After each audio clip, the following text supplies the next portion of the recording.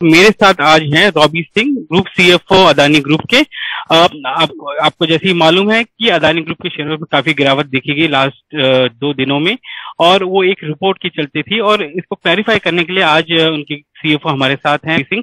Robbie, पहले ये बताइए कि रिटेल निवेशक ये सवाल जरूर पूछना चाहेंगे कि आपका जो एफईओ प्राइस बैंड है आज के डेट में, वो करंट मार्केट प्राइस से काफी ऊपर है। रिटेल इन्वेस्टर क्या करे, और अगर वो इन्वेस्ट करना चाहे तो किस बेसिस पे इन्वेस्ट करे?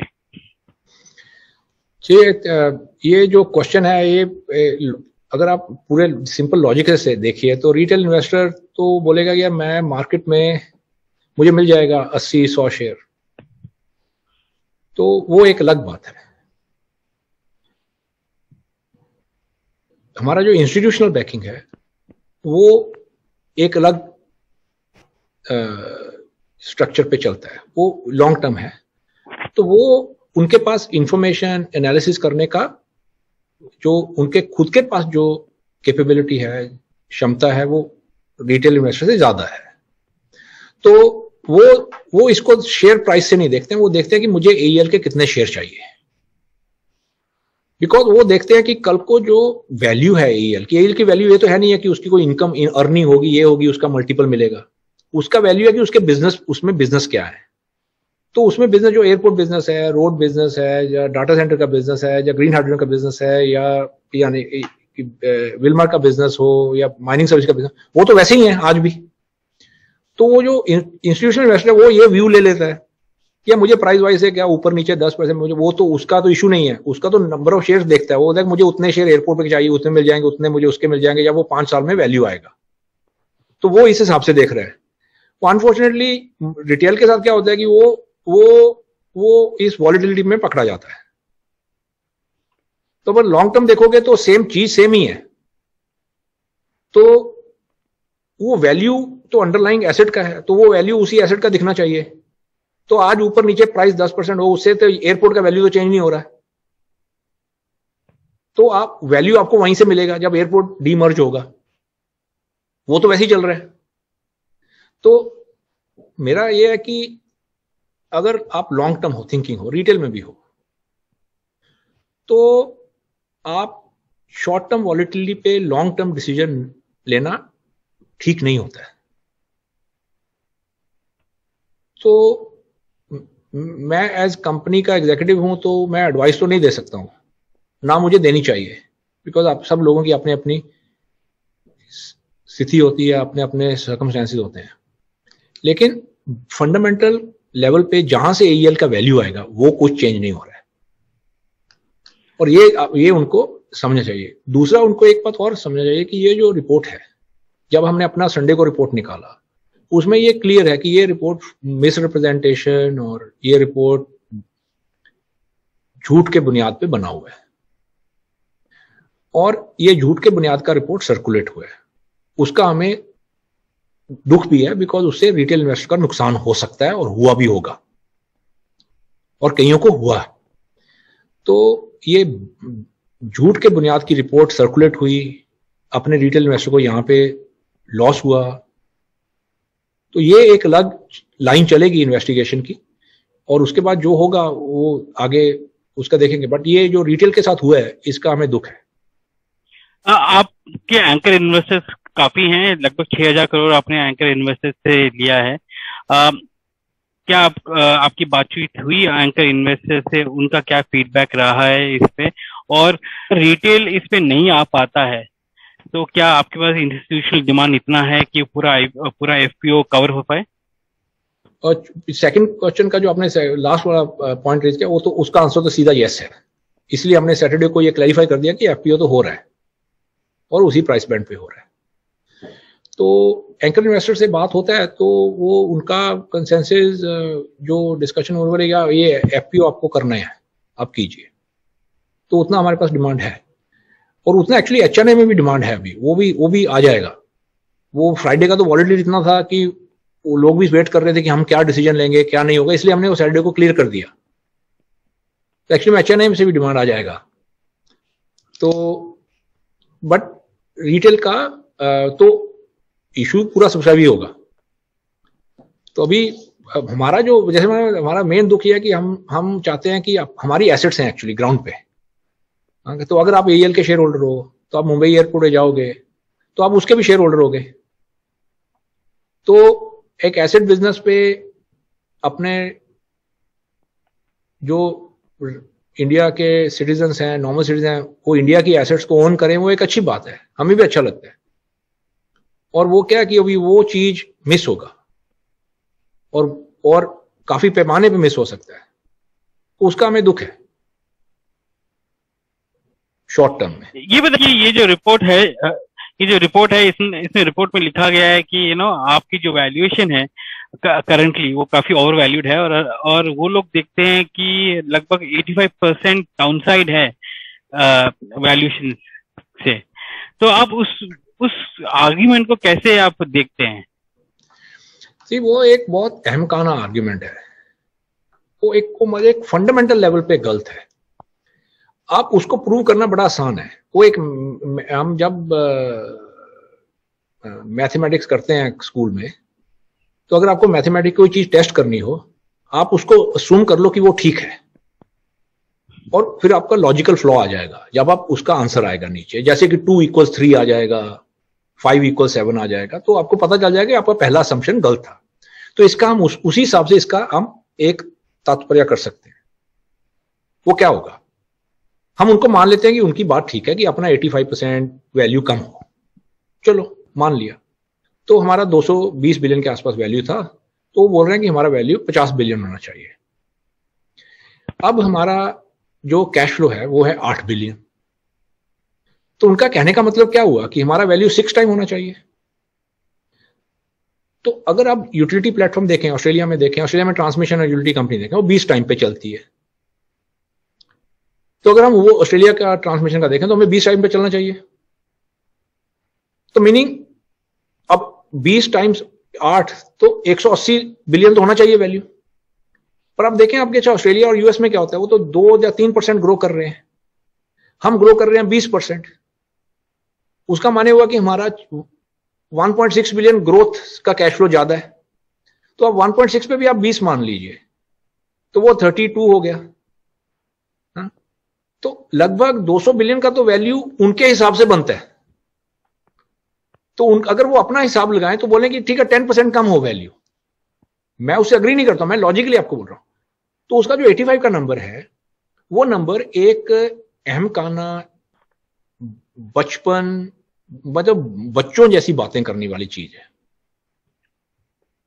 ये एक और चीज जो उन्होंने जो कही है वो है कि ग्रुप के डेट के बारे में कही है कि डेट बहुत ज्यादा है ग्रुप का, और क्या आपके पास टाइमलाइन है कि डेट कैसे कम होगा और किस लेवल पे रहेगा? और क्या जैसे नॉर्मल कंपनीज में होता है कि कंपनीज बोलते हैं कि मैं on a net date basis 0 हूँ, जब विच बेसिकली इसका मतलब है कि कैश और डेट इक्वलेंट हो गया तो नेट डेट 0 हो गए। क्या ऐसा आपके यूटिलिटीज और एसेट कंपनीज में होता है? अपना इंफ्रास्ट्रक्चर कंपनी में क्या रहता है कि एक तो हम फॉर्मर, एक जो बोलना कि मैं नेट डेट पे 0 हूं, ये है वो है, वो देखिए आप, हमारी भी एक कंपनी नेट डेट 0 है। नेट डेट का ग्रॉस लॉन्ग टर्म डेट 0 है आज, अदानी विल्मर, ठीक है। हमारी 2 और कंपनियां अंबुजा और एसीसी, वो भी नेट डेट 0 है। वो नेट डेट 0 क्यों है? उसमें कोई हमने टारगेट रख दिया कि 0 हो जाओ? नहीं, वो एक रिस्क का आउटपुट है। उसका आप एक एनालिसिस करते हो, उसका एनालिसिस क्या रहता है? अगर आप कंज्यूमर फेसिंग कंपनी हो और आप कंज्यूमर प्रोडक्ट बेच रहे हो, तो आपके पास 2 फिक्स्ड कॉस्ट 100% होंगी, ऑपरेटिंग नहीं, उसके ऊपर।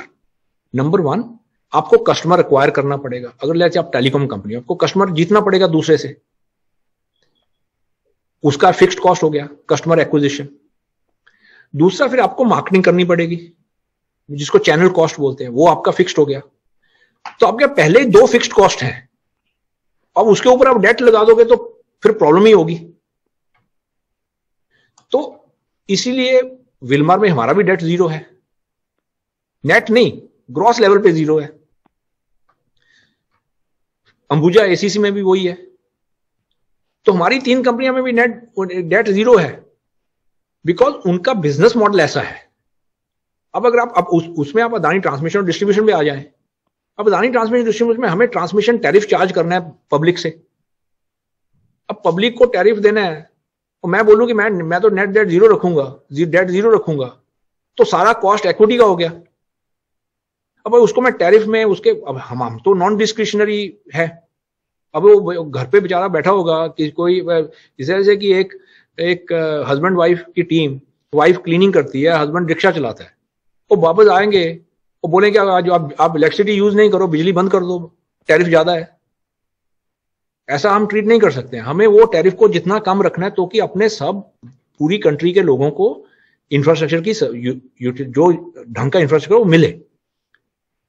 तो उसमें हमारा ऑब्जेक्टिव और है।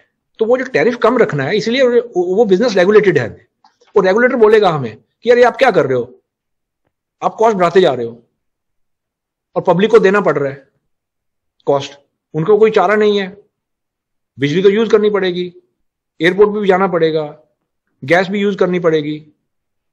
तो वो बोलेंगे कि मैं आपको ये आप नहीं डिसाइड करोगे। वो रेगुलेटर बताता है आइडियल कैपिटल स्ट्रक्चर पे मैं आपको रिटर्न दूंगा, अगर आपने उससे कम किया तो वो खर्चा आप झेलो। तो हम थोड़ा झेलेंगे खर्चा, अब हमारा शेयर होल्डर की रिस्पॉन्सिबिलिटी है, तो हमारा टैरिफ बढ़ेगा। तो वो चीजें हमें देखनी पड़ेंगी। वहां पे आपको उस बिजनेस के हिसाब से डेट रखना होगा। तो जैसे ट्रांसमिशन में फिर आप लॉन्ग टर्म डेट रखोगे, 17 साल में आस्ता आस्ता देते रहेंगे। कोई 17 साल के बाद बिजली यूज नहीं करोगे 17 साल में, वो कोई बोल देंगे नहीं आपको 17 साल लगेंगे डेट वापस करने में। तो भाई अगर इलेक्ट्रिसिटी का बिजनेस है तो आप इलेक्ट्रिसिटी बंद कर दोगे, कल आप यूज करोगे, आप जितनी देर इलेक्ट्रिसिटी यूज करोगे हम बिल देते रहेंगे, आप बिल देते रहोगे, हम भरते रहेंगे। तो वो हर बिजनेस का इस हिसाब से एक बनता है। कोई उसमें टारगेट सेट कर दोगे आप तो गलत टारगेट हो गया। अगर मैं बोल दूं कि जी आप 2 टाइम्स कर लो, पर अगर मैं 2 टाइम डेट का टारगेट अभी विलमार पे लग गया तो प्रॉब्लम, अगर सीमेंट पे लग गया तो प्रॉब्लम। तो कंज्यूमर बेसिक है, जहां पे आपको कंज्यूमर एक्वायर करना है उसका कॉस्ट देना है, तो वहां पे तो 2 टाइम भी ज्यादा हो गया। और अगर मैं बोलूं ट्रांसमिशन में जो 2 टाइम करना है वहां पे कम हो गया, मेरा टैरिफ बढ़ेगा लोगों पे, और वो भी हमें करने ही करना है, और रेगुलेटर भी करने नहीं देगा। सो ये चीजें हर बिजनेस के रिस्क के हिसाब से बनती हैं, कोई टारगेट नहीं बनता है। तो इसको risk adjusted cost of capital के नाम से बोला जाता है, और वो हर बिजनेस का एक ढांचा बनेगा, उस ढांचे में उसका बन। रवि, एक और चीज बताइए कि ये जो रिपोर्ट में बोली गई है, और एक और पहले भी कुछ साल पहले ये हुई, कुछ ऑफशोर फंड्स हैं जिन्होंने इन्वेस्ट किया है लिस्टेड कंपनीज में। अभी ये रिपोर्ट बोलती है कि इसका रिलेशनशिप है कंपनीज, अदानी कंपनीज के साथ या अदानी प्राइवेट कंपनीज के साथ। क्या वो सही है? इसमें कितनी सच्चाई है? जी, हमारा कोई रिलेशनशिप नहीं है अदर देन कि वो हमारे शेयर होल्डर है। ठीक है। अब वो क्यों, ये मैं भी सोच रहा था इसके बारे में कि यार ये क्या क्वेश्चन आ रहा है। तो मैंने अपनी टीम से बोला कि यार एक ना मुझे आप एक एनालिसिस करके दीजिए कि इस इन्वेस्टर ने इन्वेस्ट कब किया था हमारे साथ। तो उन्होंने बोला कि ये उसने एनालिसिस किया, तो बोले कि यार ये 2012 में इन्वेस्ट किए थे। तो मैंने कितना पैसा इन्वेस्ट किया, तो बोले $3 मिलियन। और ये अपनी रिपोर्ट में डाल रहे हैं 8 बिलियन का फंड है ना, दिस 3 मिलियन और 8 बिलियन, मतलब 24 करोड़ और 64,000 करोड़।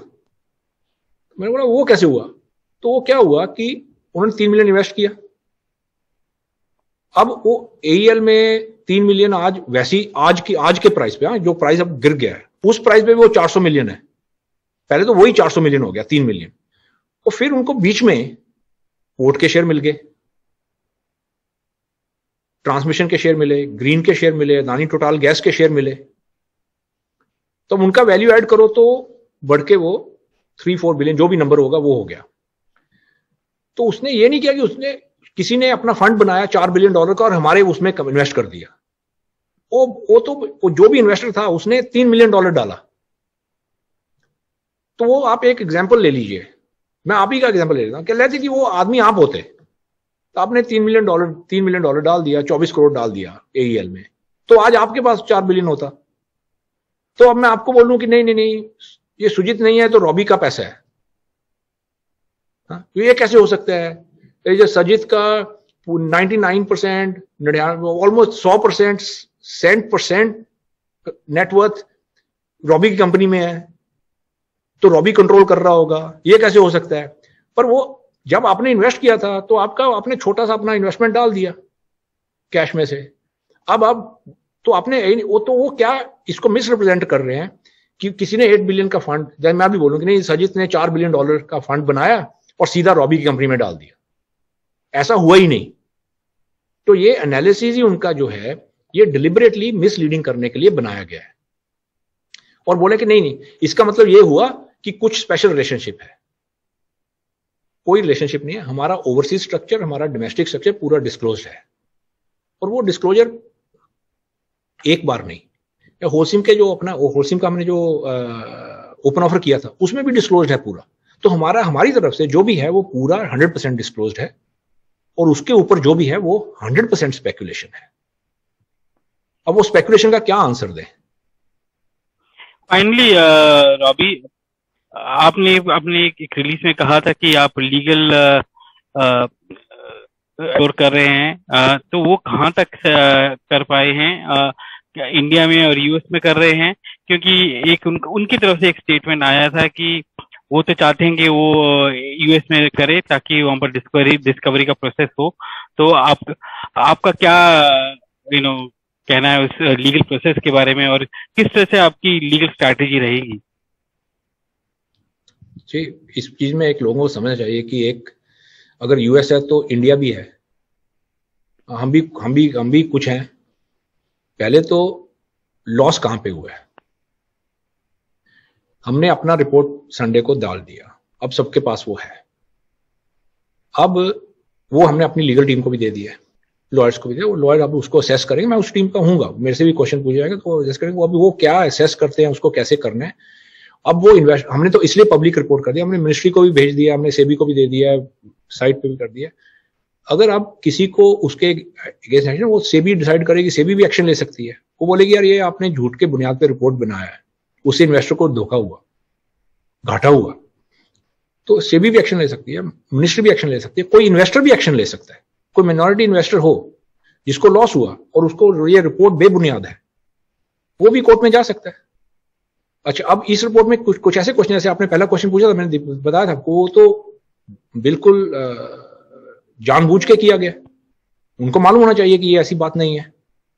तो अभी वो अगर वो ऐसा है तो इंडिया में तो वो क्रिमिनल केस भी हो सकता है, सिविल केस भी हो सकता है, कुछ भी होगा। वो अभी लीगल एडवाइस होगी, उस पर टाइम लगेगा, वो करते रहेंगे।